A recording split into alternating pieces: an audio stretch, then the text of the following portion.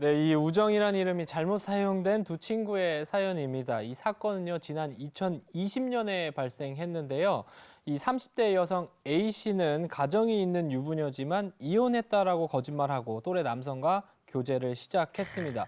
이런 A씨의 이런 행각 같은 경우는 이 불륜남이나 그녀의 남편도 모두 모르고 있었는데 오직 친한 친구인 B씨만 이 사실을 알고 있었다고 합니다. 네, 일단 친구의 불륜을 비밀을 지켜준 건데, 근데 어쩌다가 친구만 이 사실을 알게 된 거예요?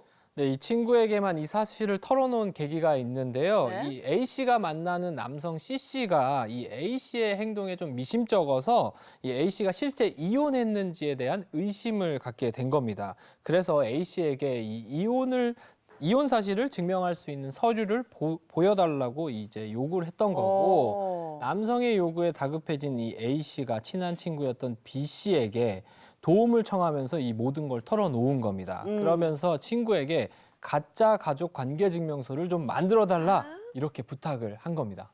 불륜 때문에 가족관계 증명서까지 가짜로 만들려고 했다. 근데 그 친구가 거기에 동의를 해줬다 이거잖아요. 그렇습니다. 이 B씨 같은 경우가 친구의 이 제안에 수락을 한 겁니다. 네. 이 두 사람이 또 역할도 좀 달랐는데요. 먼저 이 친구 B씨 같은 경우는 이 자신의 가족관계 증명서에 그걸 스캔하고 해당 파일에 A씨 및 부모, 자녀의 인적 사항을 기재해서 가짜 서류를 만들었습니다. 그 후 A씨는 이 메신저를 통해서요, 위조된 증명서 이미지를 C씨, 남성인 이 C씨에게 보낸 겁니다. 물론 이렇게 이제 가짜 서류를 만드는 거나 또 위조한 서류를 보내는 것도 불법인데, 하지만 이들이 만든 가짜 서류를 본 이 남성 같은 경우는 그 사실을 믿게 됐고요.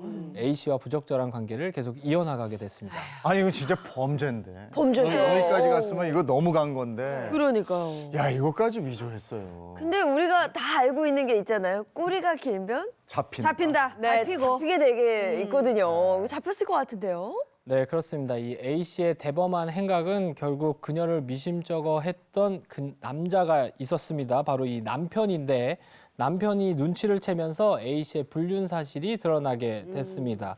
이 남편은요, A씨에게 이혼 소송을 제기했고요. 또 남편으로부터 이 A씨가 이혼했다는 사실을 속였다는 거를 알게 된 이 내연남 같은 경우도 그 사실을 알게 됐습니다. 그래서 이 내연남 같은 경우도 A씨를 경찰에 고소하면서 사건이 새로운 국면을 맞게 됐습니다.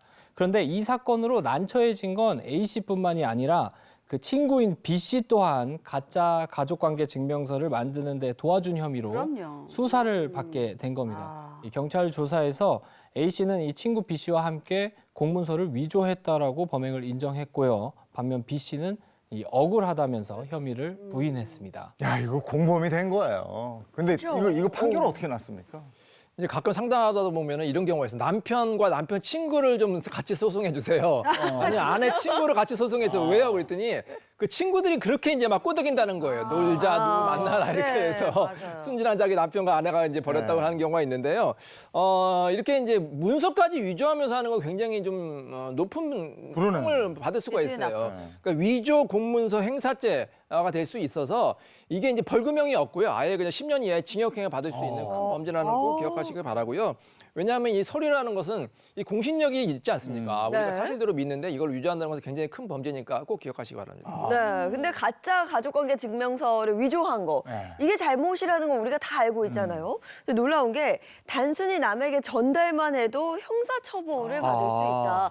이 부분인 것 같아요. 이게 가짜인지 알고도 전달했을 아. 경우 이것도 형사처벌 대상이에요? 자기가 지금 바꿨잖아요. 살짝만 바꿔서 수정해서 주는 건데 뭐 어때? 아니면 바꾼 거 내는 건데 뭐 어때? 내는 건 행사거든요. 그런 것들 다 공문서 위조, 변조 또는 행사죄로 처벌받게 될 수 있습니다. 그런데 공문서가 뭔지 모르는 분들도 자주 계세요. 우리 주민등록증, 운전면허증, 여권 이런 것들 다 공문서 범위에 해당을 하고요. 이런 가족관계 증명서 당연히 공문서 범위에 해당을 합니다. 그런데 친하게 지내는 사람이 요거 살짝 컴퓨터 작업해서 조금만 바꿔주면 어떨까? 이렇게 얘기하면은 대수롭지 않게 생각하고 나 컴퓨터 잘하니까 해가지고 바꿔주잖아요. 그게 그냥 범죄 범죄 행위가 되는 거예요. 정말 주의하셔야 됩니다.